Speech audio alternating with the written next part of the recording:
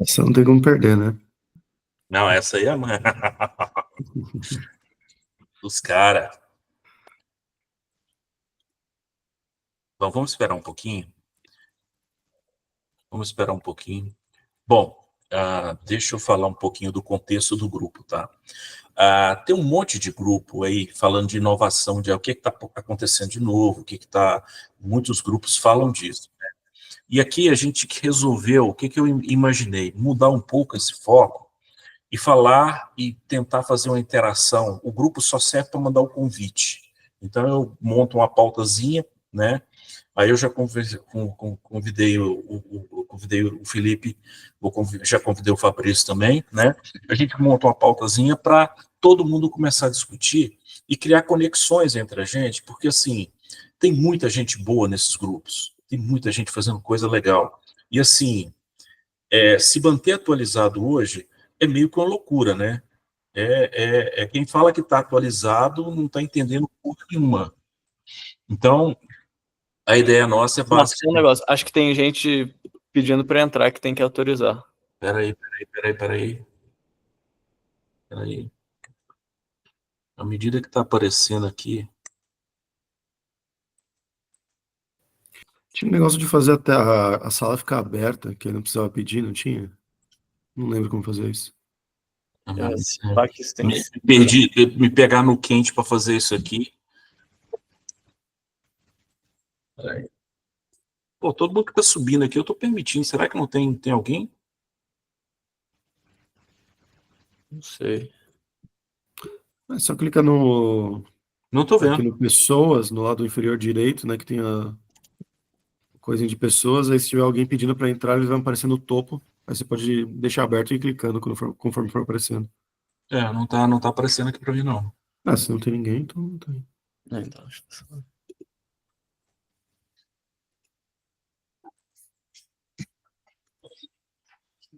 Falou, abraço.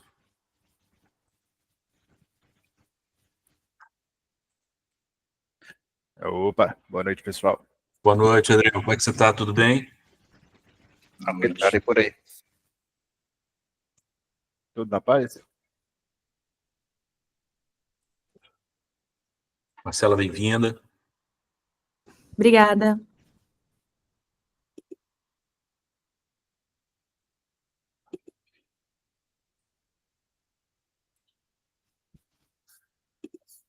Vamos lá, moçada, vamos começar? O Felipe falou que tem pouco tempo. Bom, Felipe, boa noite, cara. Muito obrigado por ter aceitado o convite. Obrigadão mesmo, cara. E assim, o que eu sempre falo é o seguinte, o propósito desse grupo não é a gente ficar discutindo, né? Tal empresa lançou isso, tal empresa lançou isso, que tem um monte de grupo aqui. Aqui é a gente conhecer o outro mesmo, e a gente trocar experiências e ter conexões, né? Saber quem buscar, quem não buscar, o que cada um está fazendo. Basicamente é um bate-papo informal para falar isso, né? Então, conta um pouquinho sua história, Felipe. Você estava na França, veio para cá, você é de Juiz de Fora, foi para a UFMG, conta aí para nós. Então, primeiro, obrigado, Marcos, pelo convite, né, e o pessoal que veio aí.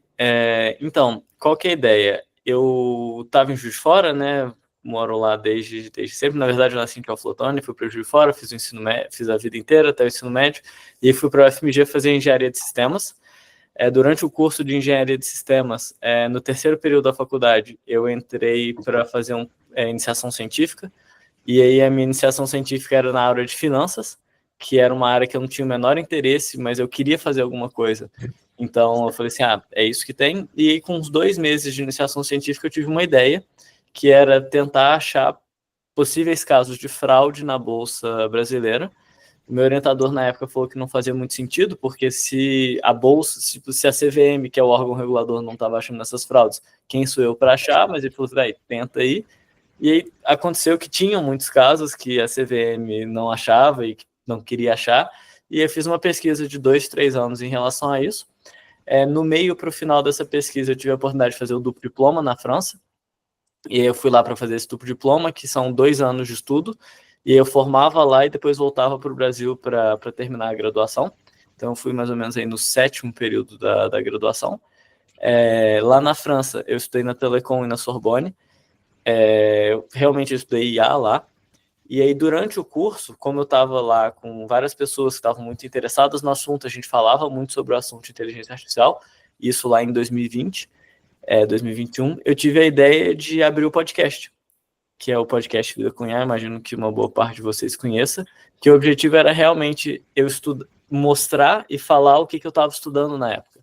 Então, eu tinha uma aula na faculdade, eu pegava essa aula e explicava no podcast. Eu lia um paper, eu pegava esse paper e explicava no podcast. E a ideia do podcast era, poder falar de um assunto que eu queria falar para pessoas que gostariam de escutar, e 2, pegar toda essa bagagem de conhecimento que eu estava tendo fora, que era um momento que tinha praticamente nada de IA no Brasil, né, lá para 2020, pegar esse conhecimento fora e trazer para os brasileiros na língua portuguesa. Aí eu comecei podcast, o pessoal de lá falou, cara, eu gostaria de escutar, mas eu não consigo te escutar, fazem francês, eu falei assim, em vez de fazer em francês, vou fazer em inglês, porque tem muita gente aqui que não falava francês, então aí eu decidi fazer em inglês.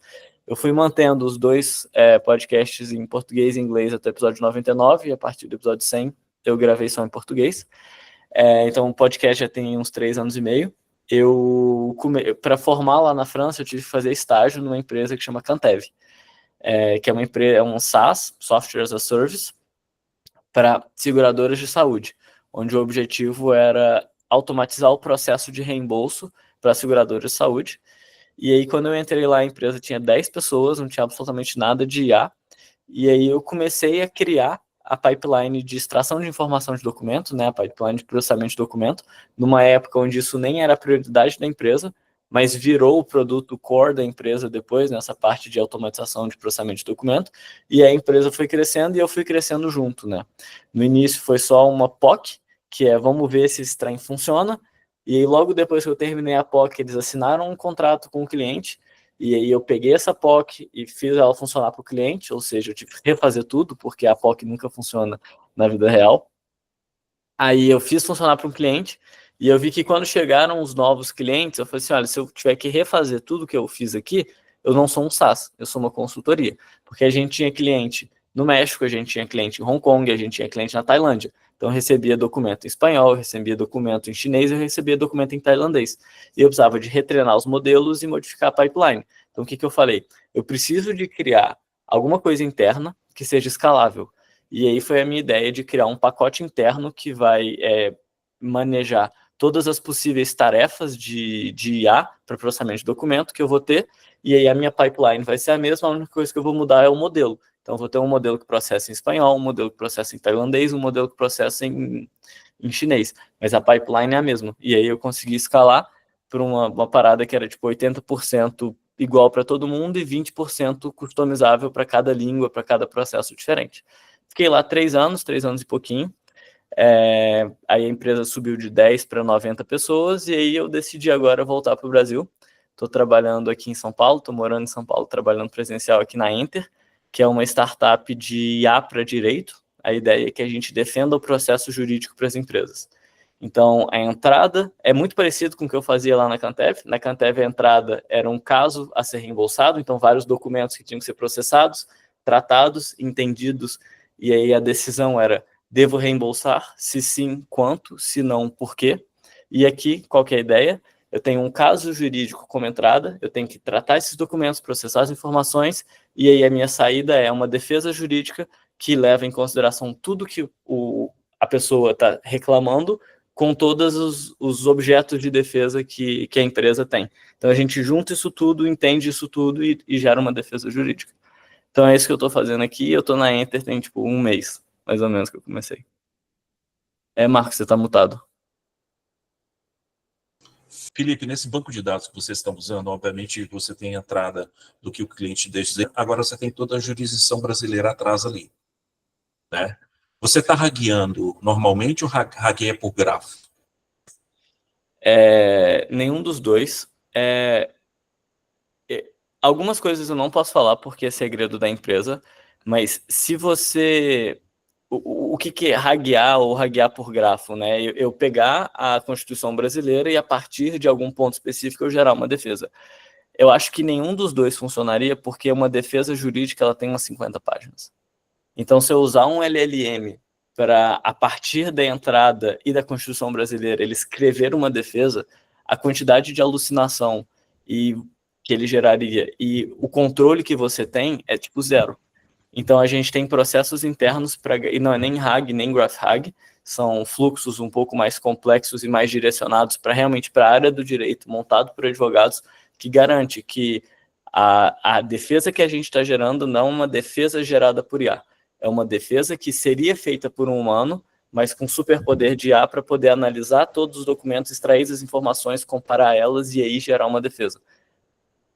Eu realmente não posso abrir muita informação. Não, isso aqui é o seguinte, olha, fique tranquilo, todo mundo entende, né, que a gente está, você está trabalhando na borda da tecnologia e tem coisas que são segredo de Estado, que é óbvio, tá? O Mário levantou a mão, vai lá, Mário. Tudo bom, Felipe? Só uma dúvida rápida aí dessa solução, se você puder responder, lógico. Vocês buscam jurisprudência? Eu não Entendeu sou a pergunta? Entendeu? Tipo assim, o cara tem um caso lá. Eu tô falando que tem um caso aqui de um advogado que trabalha aqui comigo. Ele perguntou, cara, se alguém estiver fazendo isso aí, vai resolver um problema de muitos advogados. Jurisprudência, pouco que eu sei, tá? Não sou advogado. É o quê? Você tá com um caso aqui em São Paulo, entendeu? Aí o cara tá lá sendo acusado de alguma coisa. Aí você pega trocentos processos no Brasil, entendeu? E descobre que lá em Mato Grosso alguém entrou, entendeu? Mais ou menos? Tem alguma coisa nessa linha? Decisões judiciais sobre casos semelhantes, né? Eu Exatamente. não sei se a gente usa jurisprudência. Eu entrei tem um mês, então eu não sei tudo que é feito. Não, de boa, de boa. Mas eu não sei. Mas é um case interessante que o pessoal, quem fizer isso aí vai ganhar muito dinheiro, porque você embasa para o cara conseguir fazer uma defesa e levar de repente para o Supremo, falando, cara, ó, aqui em São Paulo não permite ganhar isso aqui, mas lá em Mato Grosso alguém conseguiu, aí isso sobe lá para o Supremo fala, ó, pode liberar aí o caso. Só para te explicar. Mas legal, valeu a dúvida. Tá. Felipe, em alguns episódios, gente, assista o podcast Vida com IA. Cara, é muito maneiro. Vocês não têm ideia, é muito legal. Em alguns episódios, você advoga, você defende o seguinte, que muitas coisas são facilmente resolvidas com um NPL clássico e uma feature engineer ali. E muita gente está inventando a roda. Você fala assim, faz o feijão com arroz. Fala um pouco sobre isso. Então, muito boa pergunta. Eu acho que, como a maior parte das pessoas que estão usando o IA hoje, porque a IA está muito democrática hoje, né? O ChatGPT, a possibilidade de uma pessoa que não tem a menor ideia de como funciona a IA usar o ChatGPT, isso democratizou muito a IA. Mas quando você democratiza alguma coisa que você não tem a menor ideia de como funciona por trás e é algo 100% complexo, muitas vezes a gente usa a bazuca para matar uma formiguinha e não necessariamente a bazuca é a melhor forma de matar a formiguinha, né? Então, o que eu falo é que antes de você testar soluções muito complexas, sei lá, então imagina que eu quero fazer uma classificação de texto, é um exemplo que eu uso em palestra. Eu tenho um texto jurídico e um texto médico, né? Imagina que eu tenho uma empresa de classificação de documentos e eu tenho clientes que são advogados e clientes que são médicos. Eu posso ter uma abordagem super complexa, que eu vou treinar um modelo que vai me classificar entre documentos jurídicos e documentos médicos, ou eu posso ter simplesmente um algoritmo que ele vai pegar palavras-chave que aparecem como a maior frequência em documentos jurídicos e um algoritmo que vai pegar isso em documentos médicos. E provavelmente esse algoritmo que pega a palavra-chave, ele vai acertar quase 100% das vezes. Então, o que eu falo é que a gente tem que mais focar no problema e nos nossos dados, em vez de focar em modelo. Porque focar em modelo, tem muito modelo disponível e todos são muito fáceis de usar, é só você jogar no Google como usar ou no próprio ChatGPT. O que eu acho que é o grande diferencial de um bom cientista de dados e uma pessoa que está só usando IA é o bom entendimento do problema e qual que é a ferramenta, depois que você entender o problema, que é a melhor para você resolver ele. E também entender muito bem qual que é o objetivo de negócio. Eu estou particularmente trabalhando numa pipeline de classificação de documentos aqui interna, e eu posso usar um algoritmo super poderoso que usa informações vindas de diferentes fontes, né? Eu posso usar tanto a imagem, quanto o texto, quanto a posição, quanto o número de páginas, se tem texto escrito à mão ou não, E para me gerar todas essas features demora muito mais tempo do que às vezes eu só fazer um pré-classificador que usa apenas a imagem e ele já vai filtrar 70% dos dados e nos outros 30% dos dados eu rodo a minha pipeline mais complexa. Então é entender o problema de negócio, que tem alguns casos que eu preciso de rodar rápido. E aí para esses casos eu vou filtrar 70% e boom, eu mando lá, e para os outros 30% que são mais críticos, eu vou rodar um modelo mais parrudo, mas só em 30% dos dados. Então, acho que essa que é o grande diferencial. Legal. Adriano, fica à vontade. Adriano, você está mutado. Boa noite, pessoal. Primeira vez que eu estou por aqui. Fico felizão de falar com vocês, né? É muito legal. E trocando dica, eu sou fui da área jurídica durante 15 anos profissionais, tá? Trabalhando com software. Tem uma empresa lá no Sul, Felipe, que ela tentava fazer muita coisa nesse ramo jurídico, chama Softplan. Anota aí para você fazer benchmark com eles, tá? Legal. Só essa diquinha mesmo. Obrigadão. Legal, obrigado. Show. Vamos lá. Ô, Felipe, recomendações para se criar um MVP. Recomendações para se criar um MVP de qualquer coisa? Qual o problema? Eu estou me referindo a um episódio que foi o episódio 95, que você falava, eu anotei aqui, que eu sou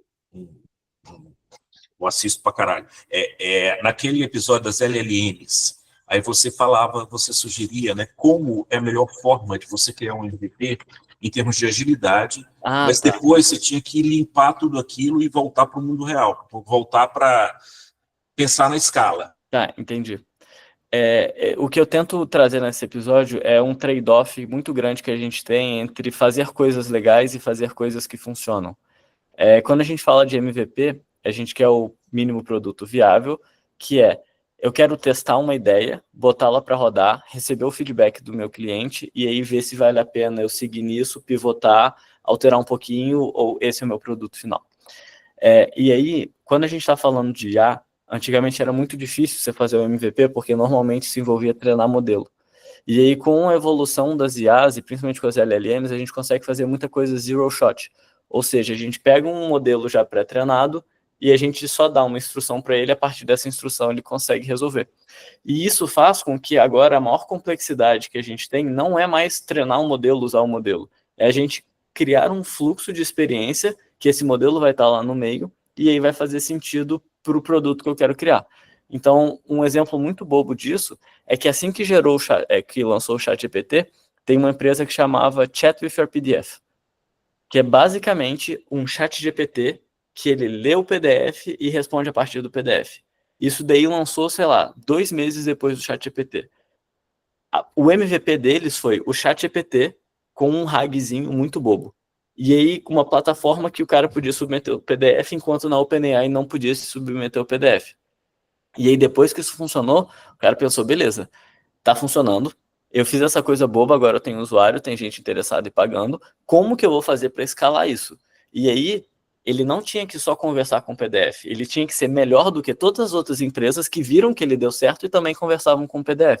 E aí é o momento que você vai colocar tempo e energia para melhorar o seu prompt, para melhorar, em algum momento, claro que não foi o que eles fizeram, fazer um fine tuning, para você melhorar sua técnica de RAG, talvez colocar um graph RAG lá, porque você vai ter um retorno sobre essas melhorias. Mas se ele passasse todo o tempo tentando criar a melhor estrutura de RAG que existe, ia ter uma outra empresa que seria PDF with Chat, que fazia exatamente a mesma coisa, mas lançou mais rápido que ele, teve um melhor timing de mercado. Enquanto ele ficou lá iterando na qualidade do modelo dele, e aí outro cara lançou, testou mais rápido e aí ganhou o mercado. É isso que eu quis dizer. E muitas vezes também não necessariamente vai dar certo a sua ideia, né? Então você errar muito rápido também te ajuda. Beleza. Em falar em errar rápido, a gente fala em framework. Vocês estão usando algum tipo de framework da empresa? O Langflow, Creo AI? A gente usa internamente o Rivet, que é um framework de criar fluxozinhos, caixinhas. Eu acho que são mais ou menos todos iguais. E aí dentro dessa Rivet você tem os LLMs, você consegue já usar os módulos existentes ou criar módulos próprios. E o bom da Rivet, eu não conheço os outros, eu sei que existe, mas eu nunca usei, é que você consegue colocar código lá dentro, né? Então é realmente bloquinhos, onde alguns bloquinhos são LLMs, outros bloquinhos são códigos, você consegue fazer o pré-processamento, o pós-processamento, e aí o time de business usa isso, enquanto a gente, na parte de engenharia, a gente cria as ferramentas que vão mandar os dados para lá, pegar os dados de lá e ajudar o pessoal a usar isso. E a gente usa internamente o LangChain para só umas chamadas mais simplesinhas, e a gente não tem arquitetura de chat, que é algo que fica um pouco mais complexo e tudo mais. Como é que escreve esse nome? Rivet é R-I-V-E-T. Escreve aí para a gente, Danilo. R-I-V-E-T. Isso. Rivet, ok. Tá. Você falou aí no One Shot, fala um pouco de engenharia de prompt, como é que você vê? Você fez um episódio do Chain of Thought, né? E você faz, naquele episódio, você faz uma comparação de uma montanha, que é bem assim, é ilustrativo ali até. Essa daí foi uma das... Então, isso daí foi eu tentando explicar como que funciona o processo de reasoning, que é literalmente uma viagem que eu tenho na minha cabeça para tentar entender o raciocínio por trás do modelo. E aí, para isso, eu uso uma imagem do paper da ResNet, ou de papers de otimizadores, que quando a gente está treinando um modelo de uma rede neural, a gente está basicamente otimizando uma função n-dimensional. Trazendo em termos mais práticos, se a gente jogar para 3 dimensões ou 2 dimensões, imagina que a gente está num vale montanhoso, e aí a gente quer sair do vale montanhoso. Quando você está lá no final em cima de uma montanha grandona, a única coisa que você consegue ver é o que está abaixo dessa montanha. E aí, se você tem uma depressão, às vezes você acha que essa depressão é o ponto mais baixo e aí vai acabar o seu problema. E aí, quando você chega nessa depressão, você vê que para cima é morro, para o outro lado também é morro, então não tem mais o que você fazer, você está no ponto mais baixo. Isso é um problema. E isso é o problema que os otimizadores tentam resolver quando a gente vai treinar uma rede neural. Então essa é a base de treinamento de rede neural. A gente está nesse vale montanhoso e a gente quer achar o ponto de mínimo desse vale, que seria o ponto onde a gente está mais correto em relação ao assunto. E o que quer dizer um ponto de mínimo? Quer dizer mas uma visualização disso quer dizer que é um ponto onde todos os outros pontos ao seu lado são maiores do que você, só que não necessariamente esse é o mínimo global. Então imagina que você está nesse vale montanhoso, você pode chegar na parte de baixo de uma montanha, mas essa montanha pode fazer parte de uma outra montanha. Então você ainda teria o que descer, você só não consegue visualizar. Então isso é o que acontece numa rede neural. E aí o que eu tentei fazer de analogia é que quando o modelo está fazendo reasoning, é como se ele estivesse tentando achar esse mínimo global. Então imagina que quando você faz a pergunta, você está inicializando uma pessoa em algum ponto desse vale montanhoso. Quanto melhor for o seu prompt, mais perto da resposta a pessoa vai estar, porque você já deu algumas indicações para ela. Quanto pior o seu prompt mais longe da resposta ela vai estar, e aí a probabilidade dela chegar num ponto que seria um mínimo local, que é uma resposta errada, maior. E aí qual que é a minha ideia do reasoning? É que com o reasoning, mesmo com um prompt não tão bom, o modelo, a partir do raciocínio, ele consegue andar nesse vale montanhoso e evitar os mínimos locais fazendo perguntas mais simples. E aí qual que é essa ideia? Imagina que você está lá no alto da montanha e eu te falo, você tem uma chance para me dizer qual que é o ponto mais baixo dessa montanha. Você vai olhar para sua frente e vai falar assim, esse é o ponto mais baixo, estou indo para lá. Só que se eu te falo, olha, você tem 50 tentativas para você achar o ponto mais baixo. Seria muito burrice você falar, vai ser aqui. Fala assim, não, eu vou andar para cá e ver o que acontece. Aí eu andei para cá, aí agora eu ando para cá, aí agora eu ando para cá, agora eu ando para cá. Então, se você tentar otimizar problemas muito mais simples, que é chegar mais perto do mínimo, não de uma vez só, mas em múltiplos passos, isso seria mais fácil. E para mim essa é a ideia do reasoning, é você quebrar o problema em problemas menores e a cada resposta correta que você dá para um subproblema, você está mais próximo do ponto final, que é a resposta. E aí, por algum motivo maluco, o modelo consegue chegar na resposta. Se a gente for pensar o que ele está fazendo internamente, é literalmente gerar tokens. E a cada token que ele gera, ele está andando num espaço latente n-dimensional que, por algum motivo, faz, em algum momento, depois de gerar 150 tokens, ele gera o token correto. Ao mesmo tempo que se ele gerasse apenas 50 em vez dos 150, ele geraria o token incorreto, que é o token da resposta. Então foi só uma analogia meio viajada na minha cabeça de o que esses modelos estão fazendo internamente para funcionar, né? Na verdade, você está dizendo que você está conduzindo, né, a LLM ao ponto mais baixo. Então, vai por aqui, você está dando um mapa do tesouro para ela. Exatamente. E aí esse mapa do tesouro é tipo, imagina que você tem que coletar várias peças para no final você me dizer qual é a palavra. E aí depois de coletar essas peças fica muito mais fácil de dizer a palavra, e se você tivesse que me dizer no início, isso seria muito complexo. Então essa seria uma explicação alto nível, uma explicação um pouco mais baixo nível, a explicação do andar num espaço latente, que é literalmente o que a geração de tokens está fazendo, né? Show. Moçada, quem tá falando? Eu, Danilo. Uma dúvida, como é que é feito isso aí em relação ao treinamento do modelo? O modelo ele é treinado, bom, você pega, por exemplo, um modelo que não tem reasoning, e aí você treina ele sobre como raciocinar com milhares de exemplos? A única diferença é que o modelo de reasoning, nos datasets de treino dele, vai ter dados de reasoning. Então, se eu te pergunto quanto é 2 mais 2, um modelo de não reasoning vai ter a resposta lá, 2 mais 2 igual a 4. O modelo de reasoning vai ter 2 é um número, 2 também é um número, mais significa o termo de adição, adicionar 2 e 2, isso é igual a 4. Então, é como se ele quebrasse o problema em problemas menores, e a única coisa que muda é realmente esse passo a passo que ele está utilizando para treinar.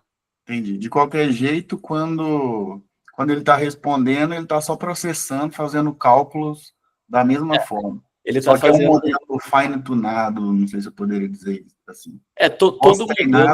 Todo modelo ele é pós-treinado, né? Que é o fine-tunado para LLM. Então, mas especificamente para raciocinar. Sim, você só está mudando os dados. Então, a diferença de um modelo de raciocínio e de não raciocínio durante o treinamento é que para uma mesma pergunta, um modelo de raciocínio ele vai quebrar na ground truth dele, no dado que ele está treinando, você vai ter todo esse processo de raciocínio e ele aprende a reproduzir esse processo. Não é uma chavezinha que você liga ou desliga no modelo. A arquitetura do modelo é literalmente a mesma. Então, se você pegar a arquitetura do DeepSeek V3, que é o modelo sem reasoning, e o DeepSeek R1, é literalmente a mesma coisa. A única coisa que muda é que no fine-tuning, no post-training do DeepSeek R1, existiram muitos dados de reasoning.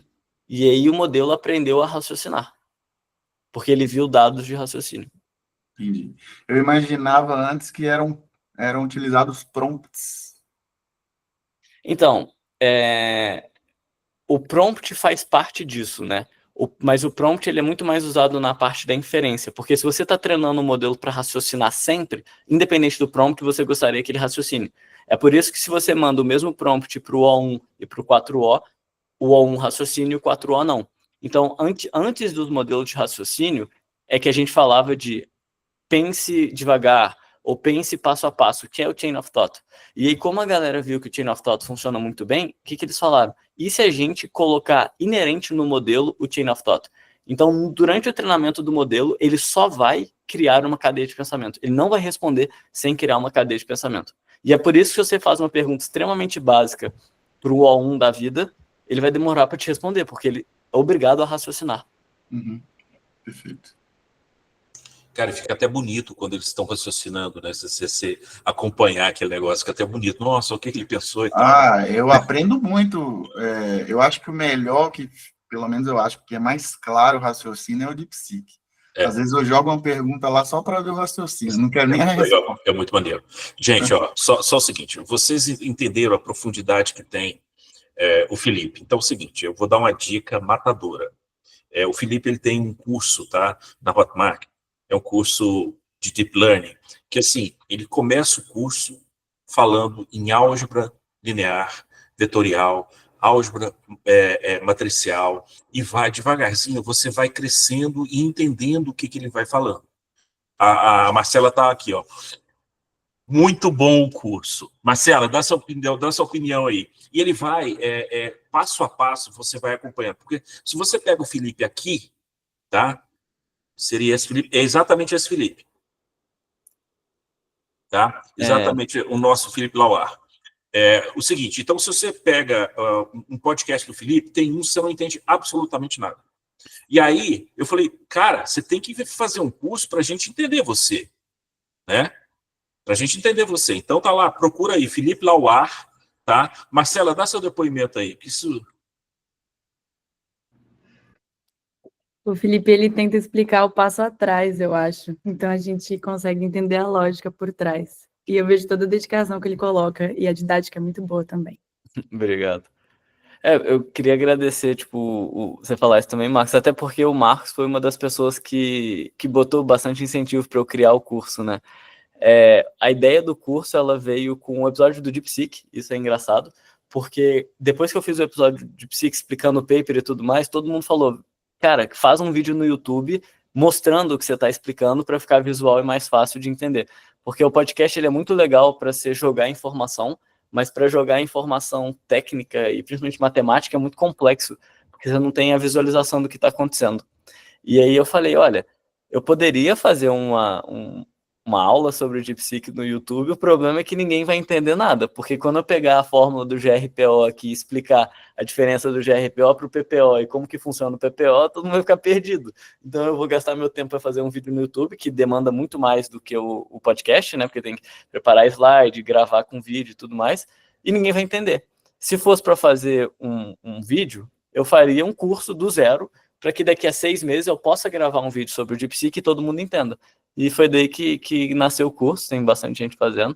Então, queria agradecer aí pelo incentivo. É muito fera.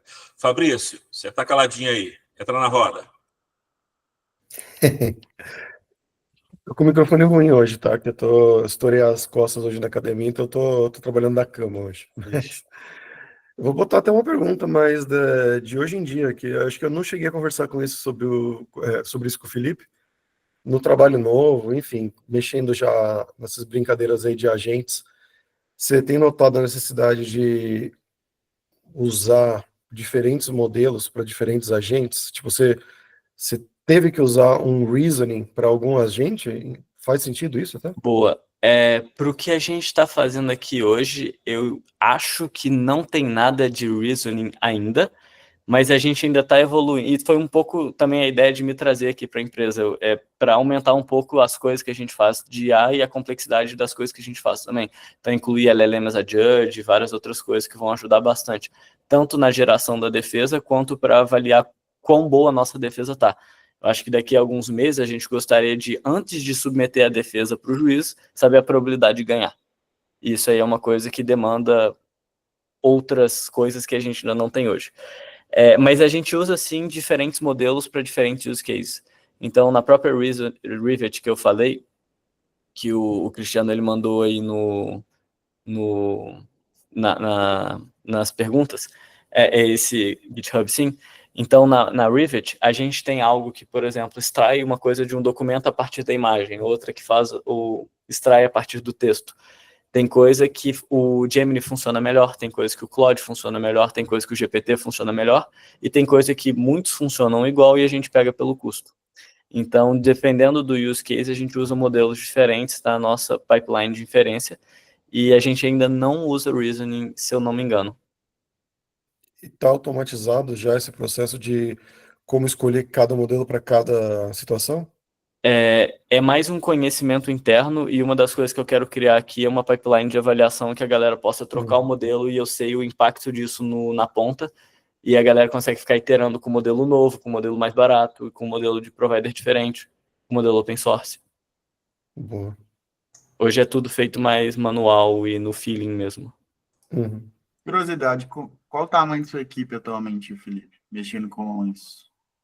A empresa tem aí umas 30 e poucas pessoas. A maior parte da empresa em tech é engenharia. Tem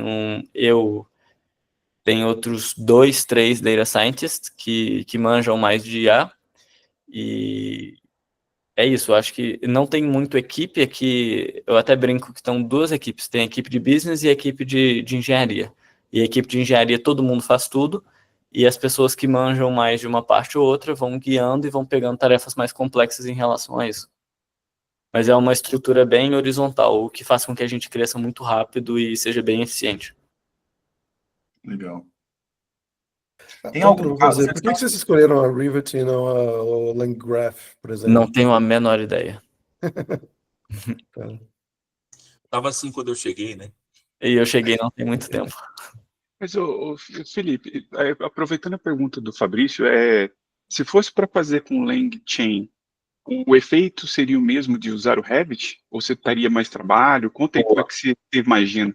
O LangChain não faz o que a Rivet faz. A Rivet ela é uma plataforma no-code para você usar LLMs e escrever códigos que vão pós-processar, por exemplo, esse LLM. Então, o que a gente quer com a Rivet? A gente quer que uma pessoa que não saiba codar, ou seja, um advogado, ele possa criar um fluxo que ele vai funcionar para defender o documento, defender o processo. Então, imagina que no meu time de tech, a gente criou 15 APIs que conseguem pegar dados de um lugar, pegar dados de outro lugar. A gente deployou um modelo que faz uma coisa. E aí eu disponibilizo tudo isso numa plataforma no-code para o pessoal de negócio poder criar esse fluxo que vai rodar para um caso de um cliente, entendeu? Então, o LangChain, pelo que eu conheço, ele é mais tipo, vamos fazer um chatbot aqui. Enquanto o que a gente quer fazer é realmente um fluxo que parte desse fluxo tem LLM, mas eu posso ter um fluxo que não tem LLM, que é só bater em diferentes APIs. A grosso modo, basicamente, bem grosso modo, o que o N8N faz hoje, por exemplo. Tanto o N8N faz, tanto com a parte de automação, só comunicando com uma API, mas também com a gente. Talvez, eu não conheço. É o N8N mais focado em agentes. O N8N é mais focado em agentes? Não. A sua plataforma me parece muito parecida com a Creo AI e a Langflow. Não. O Rivet não é uma plataforma de agente. O Rivet é uma plataforma no-code que a galera consegue criar um fluxo que vai rodar um depois do outro. Então é o N8N. Talvez. Deve ser mais parecido com o N8N. Em algum momento a gente pretende adicionar linguagem natural. Então, por exemplo, em vez de chamar uma API, essa API, o modelo vai decidir que tem que chamar essa API. Em vez de ter um fluxo criado, vai ter diferentes APIs disponíveis e o modelo decide. E aí eu não preciso mais de, por exemplo, ter uma Rivet da vida, que vai criar esse fluxo. Mas são coisas para o futuro e a gente, obviamente, tem que ver o quão bem isso vai funcionar e tudo mais. Perfeito. Aramaki, vai lá. Oi, boa noite, todo mundo. Boa noite, Marcos. Boa noite, Felipe. Obrigado. Então, eu tenho uma pergunta específica, assim, eu não sei se tem a ver com isso, mas é uma dúvida que está aparecendo numa linha de trabalho nossa, né? Que é assim, economia criativa, tá? Música, vídeo, games, gastronomia, etc. São subsetores, subverticais do nosso supersetor, que é a economia criativa. Tem uma galera perguntando assim, Celso, como é que eu faço para criar um estilo para o Midjourney dos meus desenhistas? É uma galera que tem seus desenhistas, né? Então, tipo assim, o Ziraldo tem um estilo, o Milor Fernandes tem um estilo, o Laerte tem um estilo, né? O Angeli tem outro estilo, e eles não querem se perder. E aí, quando eles viram isso que aconteceu com o Miyazaki Hayao, né? Esse fenômeno da Ghibli, que o Sam ele fez, ficou usando tal e virou mania, eles falaram, bom, se eu datilografar lá Maurício de Souza, aparecem umas coisas parecidas, mas não, que eu sei, não tem acordo nenhum com o Maurício. Aí um colega nosso ligou para o Maurício e falou, não, a gente não tem acordo nenhum, mas o modelo está lá, ele foi treinado em cima desses estilos. Tem uma galera que está falando, olha, como isso também está rolando na música, e também com outros subsetores da economia criativa, não tem como a gente pegar e falar, olha, nós vamos colaborar com as LLM, mas a gente quer montar e dizer, olha, esse é o nosso estilo, ou esse é o meu estilo, né? Tipo assim, porque agora, exatamente, se você pegar uma música e falar, eu quero que esse rap seja transformado em samba, tem vários aplicativos que fazem isso, ou se pega e fala, eu quero Beethoven, mas como se fosse um hip hop da Califórnia do Sul. Também o modelo vai lá e faz isso. Mas não tem personalidade e não tem a autoria, porque as grandes plataformas não treinaram, mas não querem pagar os autores, né? Mas a galera da economia criativa está falando agora, né? Falando, olha, está tendo vários processos, vários países do mundo, né? Eles estão ganhando, né? Assim, vários processadores estão ganhando, e aqui está começando também, tem um pessoal já falando, olha, tudo bem se o modelo Midjourney fizer o estilo do Milor, mas vai lá e paga, entendeu? O pessoal né, do legado do Milor, ou vai lá e paga o legado da Tarsila Amaral e tal. E na música a mesma coisa. Como é que a gente conseguiria fazer isso em termos de macro pensamento e de implementação? Assim, Felipe, Marcos, quem puder ajudar aí, por favor. Como assim? Você quer descobrir se o seu estilo foi utilizado, se a sua música foi utilizada para treinar um modelo? Eu acho que ele Também. Eu acho que o que eu entendi que o Aramaki falou é o seguinte. Eu acho que o que o Aramaki falou é o seguinte, é como a gente remunera quem criou o estilo. Eu acho que... Estou errado, Aramaki?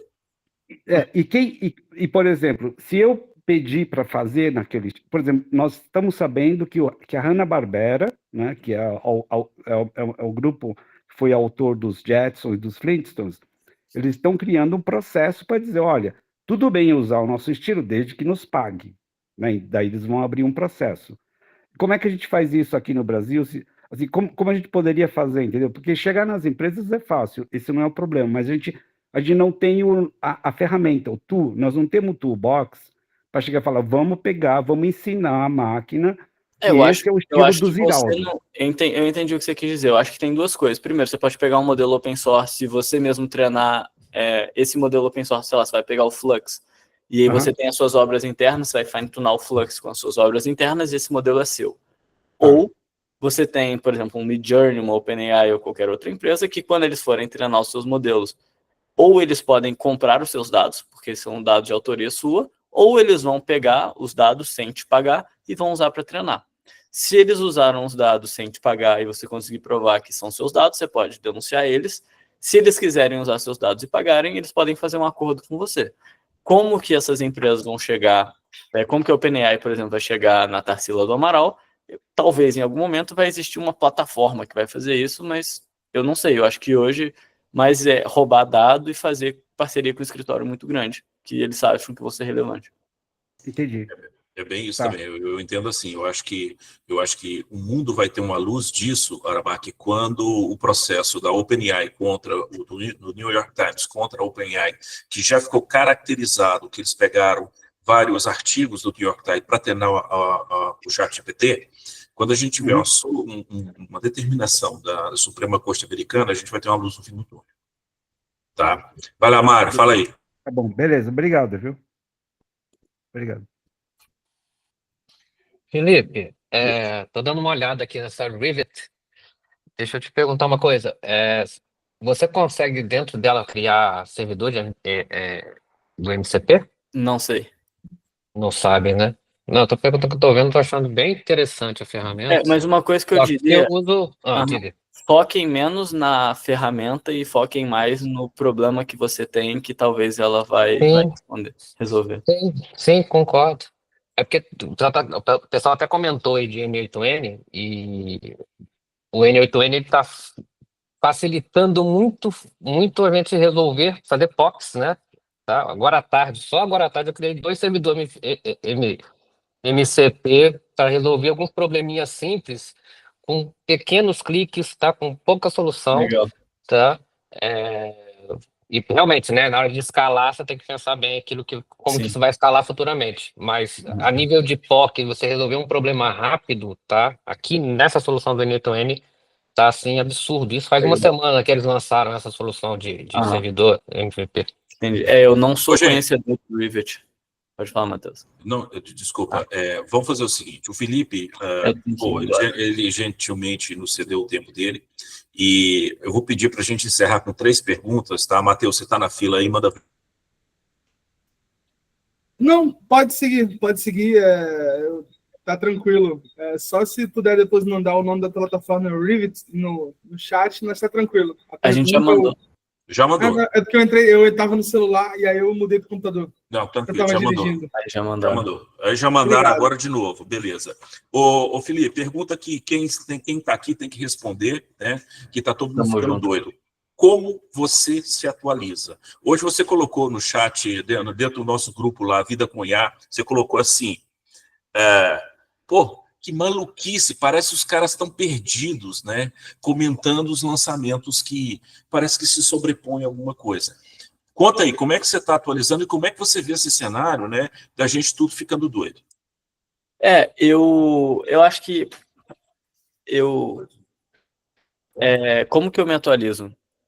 Eu acho que para mim me atualizar hoje é um pouco mais fácil, porque já tem muitos anos que eu tô a jour, né? Tipo, eu tô em dia com o que está acontecendo no estado da arte. Então, como tem, sei lá, 7 anos que eu estudo IA, e tem 3 anos e meio que eu tenho um podcast que eu falo sobre o estado da arte, eu consigo acompanhar relativamente bem a evolução das coisas e eu consigo filtrar o que é baboseira e o que é relevante. E aí, como que as informações chegam para mim? Eu não tenho Twitter, mas eu sei que Twitter é a melhor fonte de informação para isso, porque os pesquisadores postam lá muito rápido. Eu uso o LinkedIn. Então, o que eu faço? Eu sigo pessoas que eu acho que são relevantes no LinkedIn, de assuntos que eu tenho interesse. Então, o pessoal da Hugging Face, alguns pesquisadores da Google, alguns pesquisadores da Meta, algum pessoal. E, por exemplo, o Fabrício posta muita coisa legal, a Elisa posta muita coisa legal, e aí esse pessoal, eles estão fazendo uma curadoria pra gente.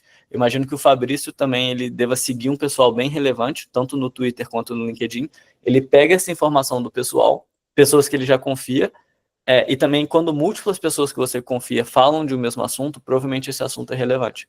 Então, é o que eu tento fazer. Eu tento seguir pessoas que são relevantes, e aí, normalmente, essas pessoas vão tanto curtir, comentar ou compartilhar coisas de outras pessoas que são relevantes, e eu vou criando uma rede de pessoas que eu sigo e que eu pego a informação deles e aí, a partir da minha curadoria, eu vejo se vale a pena ler o paper e entender o que está acontecendo ou não.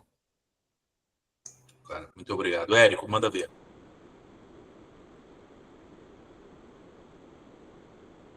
Eu acho que tá mudo, Érico. Alô, alô? Agora foi. sim? Tá, boa noite, pessoal. Vou fazer uma pergunta mais rápida e direta.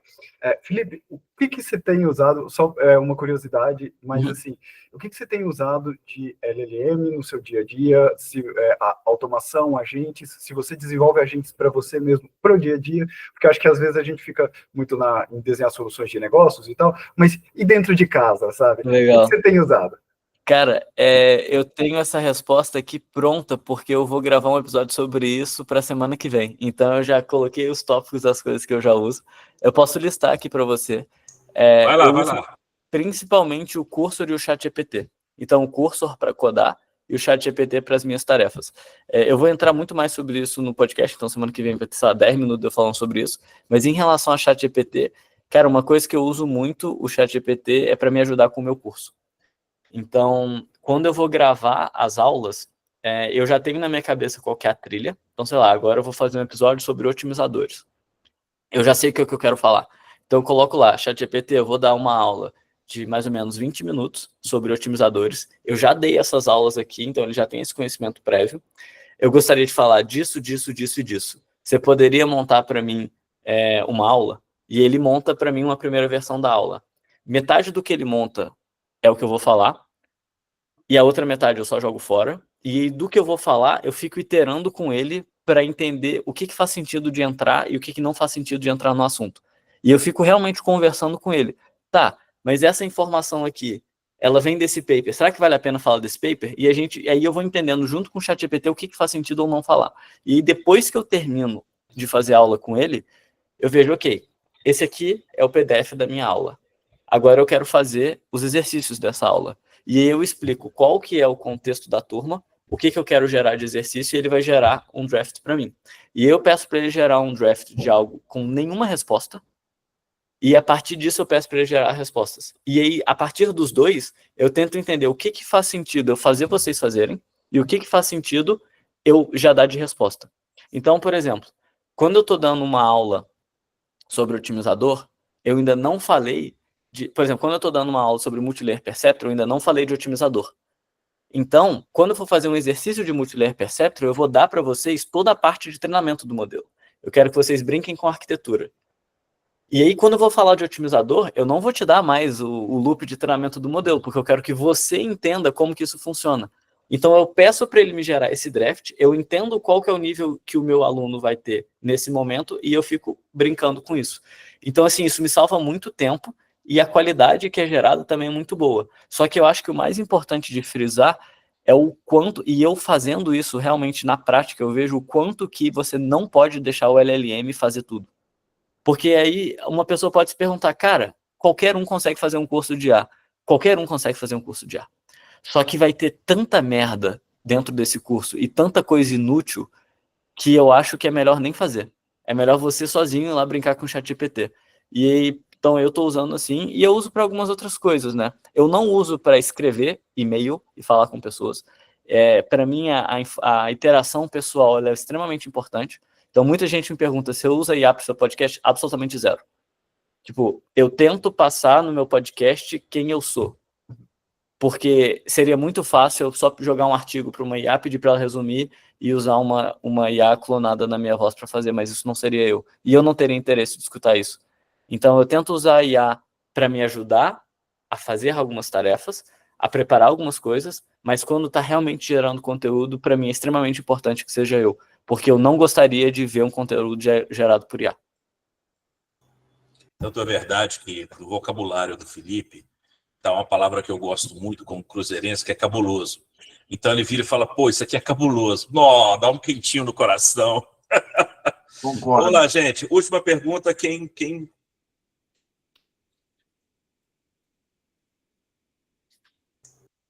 eu acho que o papo foi ótimo. Tá ótimo. Felipe, muito obrigado. Gente, a gente agradece. Obrigado pelo convite. Obrigado. E, moçada, faça o curso dele. Faça o curso dele, tá bom? Semana que vem, provavelmente será o Leon, e depois a gente vai convidar o Fabrício Carrara. Legal. Desculpa, Fabrício. Nosso viajante poliglota. Pode falar.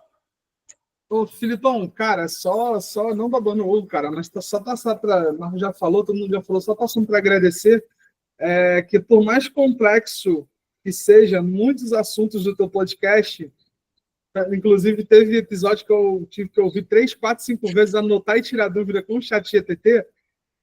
Cara, você trouxe uma parte técnica com simplicidade. Por mais complexo que seja, você deu uma acessibilidade a algumas coisas que, cara, se não fosse você, era algo pago ou era algo que, assim, gringo, que eu teria que quebrar a cabeça e quebrar o meu inglês ali para eu saber. E, assim, de forma muito acessível. Assim como eu fico super atento na atualizar de todas as formas os podcasts aí, inclusive do Fabrício que está aí. Mas, cara, você trouxe a parte técnica, né? Fora as informações e notícias sobre a parte técnica de uma forma muito acessível, cara. Muito incrível, incrível. Obrigadão aí. Obrigadão pelas palavras. E, cara, eu acho que só para complementar assim, uma última coisa, eu acho que a dupla, o meu podcast com o podcast do Fabrício, eu acho que tipo assim, algo extremamente legal para o Brasil mesmo, porque o Fabrício ele traz muito as notícias e o que está acontecendo. Então, para vocês se manterem atualizados, eu acho que é tipo, literalmente perfeito, porque eu me mantenho atualizado pelo podcast dele também, ele sabe que eu escuto todos. Quanto às partes de entrevista, para ver o que acontece nas empresas, e eu acho que eu trago mais essa parte técnica, e muitas vezes eu pego alguns pontos que ele fala lá nos episódios dele, e eu explico tecnicamente. Então, eu acho que assim, é uma complementariedade muito boa, e agora com o curso é realmente tipo, cara, ok, e é isso aqui. Você quer aprender a fazer você mesmo e trabalhar com isso? Essa aqui é a trilha. Então, assim, eu acho que a gente está tentando fazer a nossa parte para dar mais conteúdo técnico e de qualidade para as pessoas, né? Então, obrigado por todo mundo escutar, estar aqui, participar, acho que é um prazer. E muito obrigado por passar esse tempo aí com a gente. Muito obrigado, meu velho. Obrigado mesmo. Tchau. Tá? A gente vai se falando. Grande abraço, gente. Um abraço. Tchau.